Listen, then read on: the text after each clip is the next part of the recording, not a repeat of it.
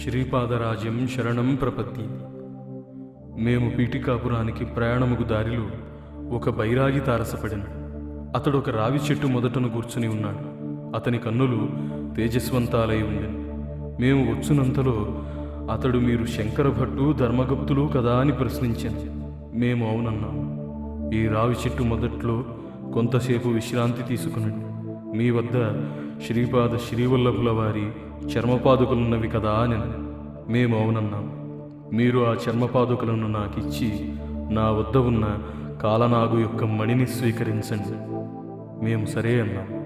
వానితో, అయ్యా, నేను శ్రీవారి దివ్య చరిత్రాన్ని రాయు సంకల్పంలో ఉండగా వారి జీవితంలో ఒక్కొక్క సంవత్సరంలోనూ జరిగిన ఒక్కొక్క సంఘటనము చెప్పు శ్రీచరణుల భక్తులు నాకు తారసిలుస్తూ ఉన్నారు. దీనికి కారణమేమైనా ఉండునా అని ప్రశ్నించాను. అంతటా బైరాగి, శ్రీపాదుల వారు ఆదిభైరవి ఆదిభైరవుల సంయుక్త స్వరూపం. కాలమును శాసించు కాలభైరవులు కూడా వారే. వారు కాలస్వరూపులు. కాలపురుషుడు వారికంటే భిన్నుడు కాడు. వారు మహాకాల స్వరూపం. ఎప్పుడు ఏ సంఘటనను కలిగించవలెనో వారికే ఎరుక. అందుచేత అవ్యక్తమున ఉన్న శ్రీపాదుల వారి సంకల్ప స్వరూపము పసిగట్టుటకు దేశకాలాలలో బందీగా ఉన్న ఏ జీవికి సాధ్యం కాదు. దేశకాలములతో ఆడుకొనుట వారికి బంతిక్రీడ వంటిది. జీవుల వికాస క్రమము, ఆయా జీవుల స్వభావాలు, వాటి ధర్మాలు, వాటి కర్మములు, వాటి ఫలితాలు, వాటి ప్రభావాలు అన్నియును వారి అధీనం. మహాపండితుడనని గర్వించు వారిని త్రుటిలో వారు అజ్ఞానులుగా మార్చగలరు. మహా అజ్ఞానుని సమస్త వేదాంగాలు తెలిసిన మహాపండితునుగా మార్చగలరు. వారిది యోగ సంపన్న అవతారం. వారిని అవతార పురుషునిగా, సాక్షాత్తు దత్తప్రభువుగా గుర్తించుటకు ఎంతయో పాపరాశి దగ్ధం కావాలి. ఎంతయో పుణ్యరాశి గుట్టలు గుట్టలుగా పడి ఉండాలి. ఇది సాధారణ నియమం. అయితే వారి కృపా కటాక్షాలు కలిగిన ఎడల ఈ సాధారణ నియమాలకు అతీతంగా వారు భక్త సంరక్షణం చేస్తూ ఉంటారు. వారు క్షణక్షణలీలా విహారి. శ్రీవల్లభుల వారి చరితామృతమును అధ్యయనం చేయువారికి ఒక క్రమమైన పద్ధతిలో వికాస కార్యక్రమం జరుగుచుండును. అందువల్లనే వారి జీవితం నందలి ఒక్కొక్క సంవత్సరంలోని కేవలం 1-2 లీలల్ని మాత్రమే నీకు తెలియజేయబడుటయు, అవి కూడా క్రమానుగతంగా తెలియజేయబడుటయు వారి దివ్యలీలల్లోని అంతర్భాగం. వారు కేవలం ఒక్క భూగోళం యొక్క వికాసం కొరకే అవతరించారనుకునుట పొరపాటు. అనేక కోటి బ్రహ్మాండాలు అనుక్షణము సృష్టి స్థితిలయాలు పొందుచున్నది. వాటిలోని పరిణామక్రమం అంతయును సదా వారి హస్తగతమై ఉన్నది. వారి దివ్యనేత్రముల కనుగొలకుల యందు కోటానుకోట్ల బ్రహ్మాండాలు వృద్ధిక్షయాలు పొందుచున్నది. ఇదే వారి నిజతత్వం. అసలు నిరాకారంగా ఉండేది ఆ పరతత్వము అవ్యక్తన్నందు ఏ స్థితిలో ఉన్నదో తెలియరాని ఆ మహాతత్వము నరాకారమున పీఠికాపురంలో అవతరించుటయే ఒక దివ్యలీల. అవతరించిన తదుపరి జరుపు లీలలకు అంతమెక్కడిది. వేదాలు కూడా వారి గురించి వర్ణించి మౌనం వహించినవి. వారి యొక్క జ్ఞానం అనంతం, వేదముల జ్ఞానం పరిమితం. వారి శక్తి అనంతం, కరుణ అనంతం. వారు అన్ని దేశాలందును అన్ని కాలాలందునూ ఉంటారు. వారు సత్యమునకు సత్యం, జ్ఞానానికి జ్ఞానం, అనంతమునకు కూడా అందరాని మహానంతం. నేను వాస్తవానికి బంగాళదేశవాసిని. నేను బగళాముఖి ఆరాధకుడను. ఆమె దశమహావిద్యలలో ఒకటి. వ్యష్టి రూపంలో శత్రునాశనం కోరువారు ఈ దేవిని ఆరాధించెదరు. సమిష్టి రూపంలో పరమేశ్వరుని యొక్క సంహార శక్తి కూడా బగళాదేవియే. ఈ దేవి ఆరాధన వల్ల వాక్సిద్ధి కలుగును. అనగా మనోవాక్కాయ కర్మలందు ఏకత్వం వహించి ధర్మబద్ధమైన జీవితమును గడుపువారులు వారు ఏ మాట పలికినను అది సత్యమై తీరును. వాక్కునకు కూడా పర, పశ్యంతి, మధ్యమ అను భేదాలు కలవు. సత్యయుగంలో సమస్త జగత్తును నాశనం చేయునట్టి భయంకరమైన తుఫాను ఒకటి వచ్చింది. జీవులకు వచ్చిన సంకటమును గాంచి విష్ణు భగవానుడు చింతాగ్రస్తుడాయన. అప్పుడు అతడు తపస్సు చేయగా శ్రీవిద్యామహాదేవి బగళాముఖి రూపమున ఆవిర్భవించి శ్రీమన్నారాయణునకు దర్శనమిచ్చి విధ్వంసమును సృష్టించడి ఆ తుఫానును స్తంభింపజేసినది. ఆమెను వైష్ణవీదేవిగా కూడా కొందరు భావించదు. మంగళవారం నాడు చతుర్దశి అర్ధరాత్రి సమయంలో ఈమె ఆవిర్భవించింది. ఆమె స్తంభన శక్తి రూపిణి. ఆమె వల్లనే ఆదిత్య మండలం నిలబడి ఉన్నది. అదేవిధంగా స్వర్గం నిలబడి ఉన్నది. ఇహలోక సుఖాలు పరలోక సుఖాలు ఆమె ప్రసాదింపగలదు.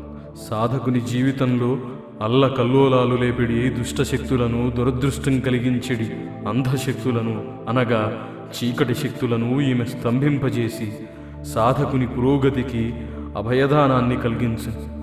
ఈమెను బడభాముఖి అనియు, జాతవేదముఖి అనియు, ఉల్కాముఖి అనియు, జ్వాలాముఖి అనియు, బృహద్భాముఖి అనియు కూడా పిలుస్తారు. అసలు సర్వప్రప్రథమంగా బ్రహ్మదేవుడు బగళా మహావిద్యోపాసన చేశాడు. ఈ మహాదేవిని బ్రహ్మదేవుడు బాలరూపంలో దర్శించి తిరుమలలో అర్చించాడు. బ్రహ్మ ఈ మూర్తిని శ్రీ పద్మావతి సమేత వెంకటేశ్వరునిగా కూడా అర్చించి బ్రహ్మోత్సవాలు అను వాటికి శ్రీకారం చుట్టినాడు. ఈ మహావిద్యను బ్రహ్మదేవుడు సనకాది మహర్షులకు ఉపదేశించాడు.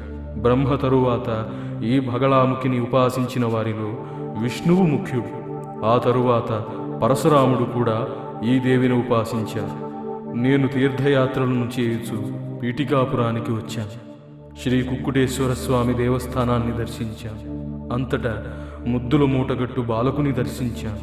ఆ బాలకుడు నాతో, ఓయి, నీవు బంగాళదేశం నుండి వచ్చినావని నాకు తెలియను. నేను చాలా కాలం నుండి ఈ మధ్యకాలం వరకే ఇదే ఆలయంలో స్వయంభూదత్తుడన నడిపేరా బందీనై ఉన్నాను. నాకు తీవ్రంగా ఉక్కబోయుచున్నది, ఊపిరాడుటలేదు. అందుచేత అర్చక స్వాములను నాకు శీతోపచారాలు చేయవలనని కోరాను. అందులకు వారు నిరాకరించారు. గత్యంతరము లేక నేను బయటకు వెళ్ళిపోయేదనంటి. నీవు వెళ్ళుట కాదు, మేమే నిన్ను వెళ్ళగొట్టేదమన్నారు. అందువలన నేను బయటికి వచ్చి స్వల్పకాలమైనది అని. నాకు వారి మాటల ఆంతర్యం బోధపడినది. వారు సాక్షాత్తు దత్తప్రభువులనియు, వారికి తగిన విధంగా శ్రద్ధాభక్తులతో అర్చనాధికాలు జరుపుబడటలేదనియు, అస్పృశ్యతను బొత్తిగా పాటించని కారణమున కర్మఠులైన బ్రాహ్మణులు అస్పృశ్యులనియు లోనికి రానీయకపోవుట వలను దీన దళితులను, ఆర్తిగొన్న వారిని రక్షించుటకు దత్తప్రభువుల వారే స్వయంగా అవతరించిరనియు నాకు అర్థమయ్యని. నేను వారిని నా ఇష్టదేవతా రూపమున దర్శనమిచ్చి నన్ను ధన్యుణ్ణి వనరించమని కోరాను. ఆ మహాప్రభువు మందహాసం చేశారు. నేను శ్రీ బగళా మహాదేవిని దర్శించాను. ఆ మహాతేజస్సులు ఈ చర్మచక్షువులు చూడజాల. నేను మూర్ఛపోయితే అచ్చట ఉన్న కొంతమంది దయగలవారు నన్ను అక్కడనే ఉన్న ఒక చెట్టు నీడన చాపవేసి పండుకునబెట్టారు. వాస్తవానికి నాకు వచ్చింది మూర్ఛ కాదు, వారు బ్రహ్మానందానుభూతిని ఇచ్చారు. ఆ దివ్యానందాన్ని అనుభవిస్తూ అష్టదినాల పర్యంతం నేను అలాగే ఉన్నాను. నాడీ చలనం, హృదయ స్పందనం లేదు. ఊరిలోని వారికి నా స్థితి ఏమిటో తెలియరాకుండెను. నా విషయం పీఠికాపురంలో గగ్గోలు పుట్టించింది. ఎవరో బ్రాహ్మణ వైరాగి శ్రీ కుక్కుటేశ్వరాలయంలోనికి ప్రవేశించిననియు, స్వయంభూదత్తిని దర్శించిననియు, అతడు క్షుద్రమాంత్రికుడై ఉండుట వలన తన క్షుద్రశక్తిని కుక్కుటేశ్వరుని మీదను స్వయంభూదత్తుని మీదను ప్రయోగించుటకు సమకట్టెననియు, అర్చక స్వాముల నియమనిష్టల వలన కుక్కుటేశ్వరుని శక్తి స్వయంభూదత్తుని శక్తి క్షీణతనొందక అట్లే నిలచి ఉండెననియు, అందుచేత వ్యతిరేక ఫలాన్నిచ్చి ఈ బైరాగి మూర్ఛపీడితుడై నాడీ స్పందనం, హృదయ స్పందనం లేకపడి ఉన్నాడని ప్రచారం ఊపందుకునేది. సాధారణంగా వదంతులు క్షణంలో వ్యాపించును. సత్యమును అసత్యముగను, అసత్యమును సత్యముగను వ్యాఖ్యానించి ఇతరులను నమ్మించుటలో అక్కడి జనులు బహుచతురులు. ఈ చతురుల మధ్యన అవతరించిన శ్రీపాద శ్రీవల్లభులు వీరందరికంటే బహుచతురులు. ఇచ్చట జరుగుతున్న విషయాలన్నీ వారికి బహు వినోదంగా ఉండవు. వారు నిత్య వినోదులు, దివ్య వినోదులు. అర్చక స్వాములకు పీఠికాపురంలో ఘనత పెరిగిపోయింది.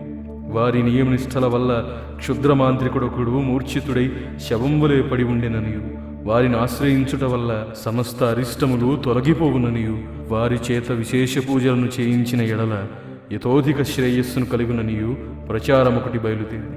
అర్చక స్వాములచే పూజలు ఆరంభింపబడింది. బ్రాహ్మణోత్తములకు భూరి సంభావనలు ఇయ్యబడుచుండెను. ఇంతలో అర్చక స్వాములలో కలవరం ఒకటి ఏర్పడింది. వారు రెక్కలు ముక్కలు చేసుకుని స్వయంభూదత్తునికి కుక్కుటేశ్వరునికి అర్చనలు చేస్తున్నారు. అందువలన వారికి బహువిధములైన స్వయం పాకాలతో సహా భూరి దక్షిణలు ఇవ్వబడుచుండును. అయితే ఇంటికి తెచ్చుకున్న ధనాన్ని వారు పెట్టెలో పెట్టుకుని ఉండగా తెల్లవారు సరికి అది మాయమవుతున్నది. అందరికీ నీ అర్చనలు చేయుటకు ఒప్పుకొనుట వల్ల విధిగా చేయవలసి ఉండును. అయితే వారి సంభావనల ధనం మాత్రం మాయమవుతున్నది. అంతేకాకుండా బహువిధములైన స్వయం పాకాలు చాలా సమృద్ధిగా ఇయ్యబడినను బ్రాహ్మణులు తాము ఇదివరకు తిన్నదానికంటే ఎక్కువ రెట్లు భోజనం చేసినను వారు చాలా నీరసంగాను అలసటగాను అవుతున్నారు. ఒకవైపు నీరసం, మరి ఒకవైపు ధనం అదృశ్యమవుట మిక్కిలి వింతగా ఉండెను. విషయాలు ఈ రకంగా జరుగుతున్నవని వారు యథార్థం వచించిన ఎడల వారే ఇబ్బందికరి పరిస్థితుల్లో పెడతాడు. అర్చక స్వాములు చాలా గొప్ప నియమనిష్టలు కలవారనియు గొప్ప మంత్రతంత్ర శాస్త్రవేత్తలనియు ప్రచారంలో ఉండు సమయమున వారు ఈ విధంగా యక్షిణీ ప్రభావానికి లోనైనారనే విషయం బయటికి పొక్కినచో ఉన్న మర్యాద కాస్తా పోవును. అందుచేత బ్రాహ్మణులు ఎవ్వరికీ చెప్పకుండా ఈ విషయాన్ని వారి మనస్సులోనే దాచుకుని ఉన్నారు. మూర్ఛితుడైన బైరాగి చచ్చి ఉన్నాడో బతికి ఉన్నాడో తేల్చి చచ్చిన ఎడల దహనం చేయాలని నిర్ణయించారు. ఈ విషయమును శ్రీ బాపనార్యుల వద్ద ఉంచారు. అంతట బాపనార్యులు బైరాగి శరీరాన్ని పరీక్షించి ఇతడు మరణించలేదనియు మూర్ఛను కూడా పొందలేదనియు ఇతడు ఒక రకమైన సమాధి స్థితిలో ఉన్నాడని తేల్చి చెప్పాడు.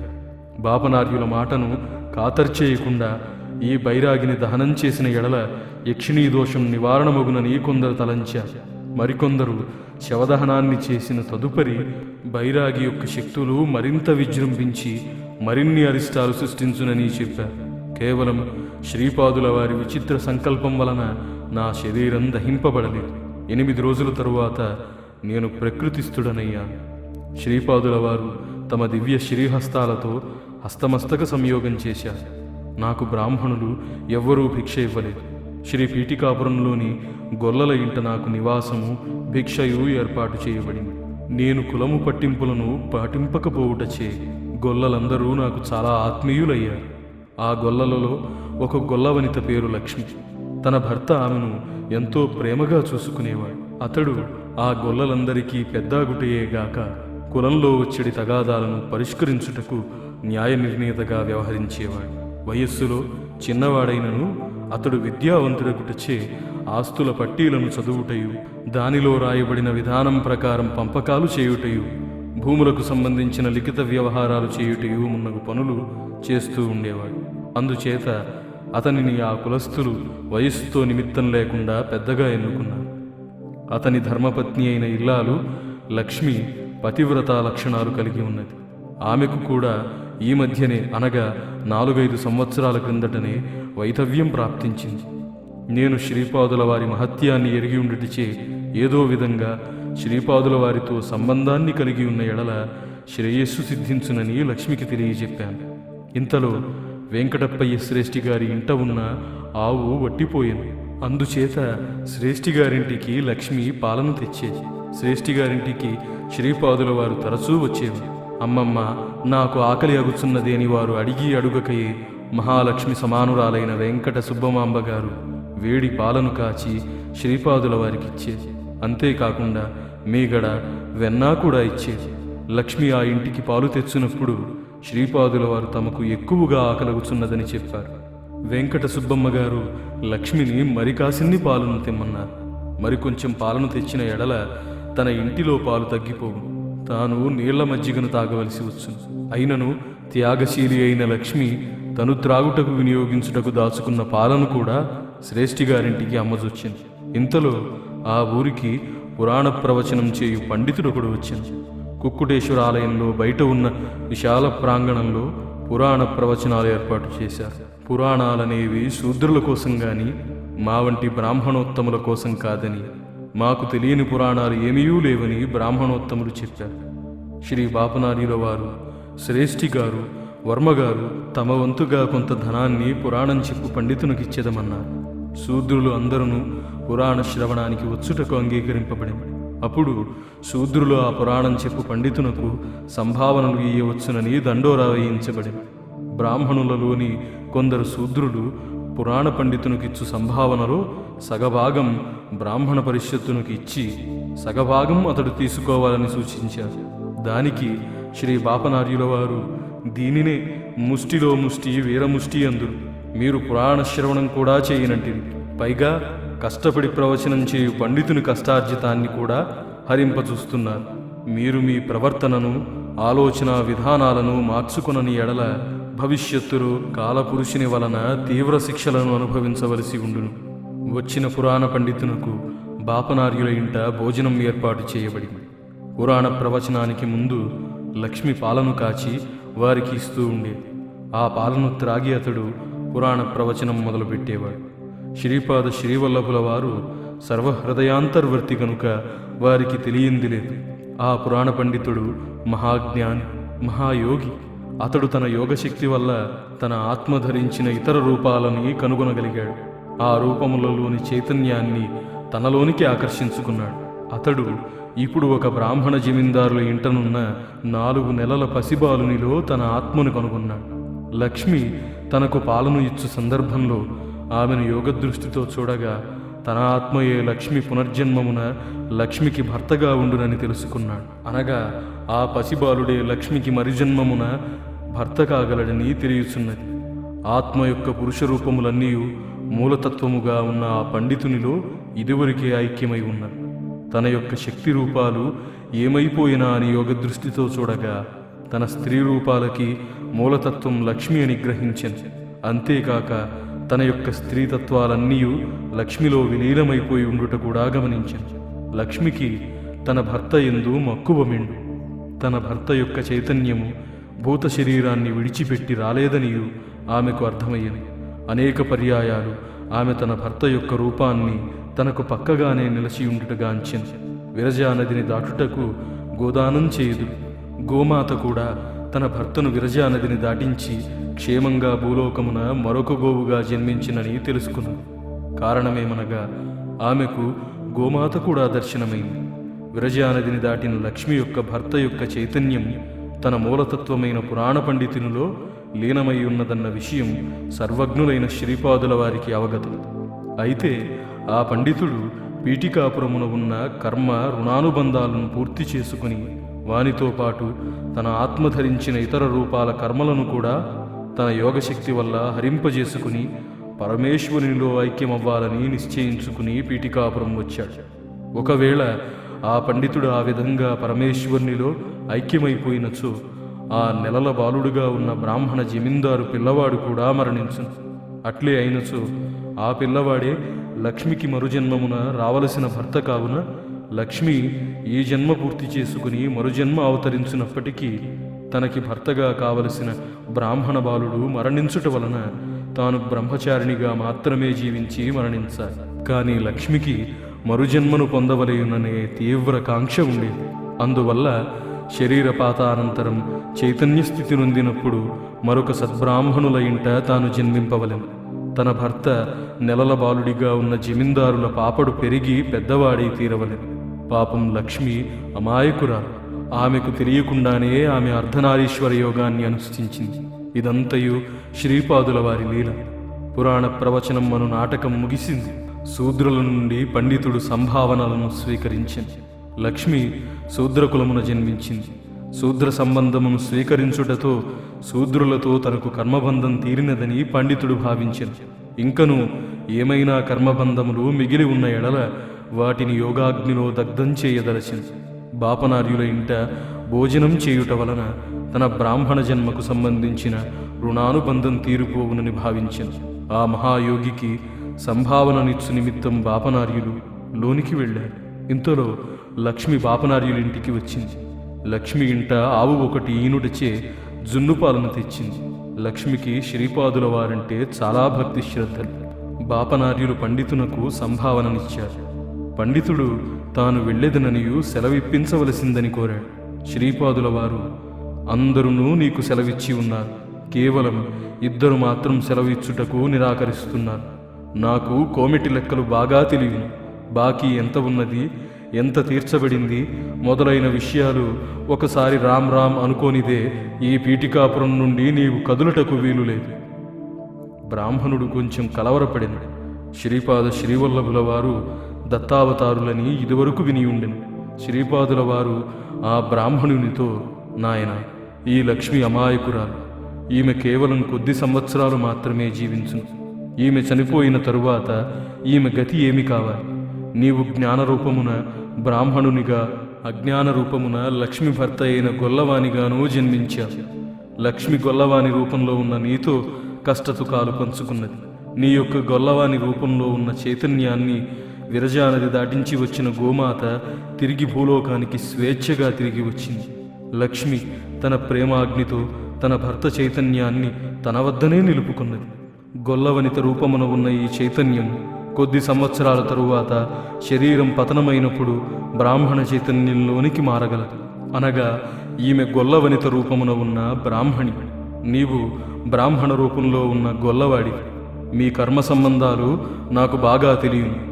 పద్మావతీదేవి స్వరూపుడునైన నేను భవిష్యత్తులో బ్రాహ్మణిగా రాబోవు ఈమెను బంగారు బొట్టు పెట్టి ఆశీర్వదించుచున్నాను. ఈమెకు మాంగళ్యమును కూడా సృష్టించి హిరణ్యలోకంలో దాచి ఉంచాను. బంగారంతో సంబంధం తెగిపోయిన ఎడల భార్యకు భర్తతో సంబంధం తెగిపోవును. అందుచేత మేము హిరణ్యలోకమున ఈమెకు సంబంధించిన మాంగళ్యాభరణాలు కూడా దాచి ఉంచాం.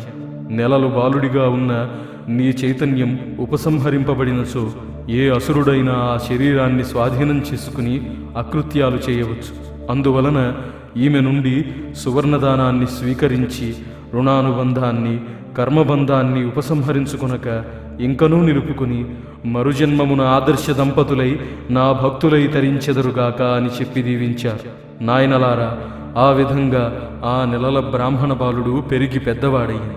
లక్ష్మి బ్రాహ్మణిగా జన్మించి అతని భార్య అయ్యింది. శ్రీపాదుల వారి లీలలు అద్భుతాలు. శ్రీపాద శ్రీవల్లభులకు జయము జయం.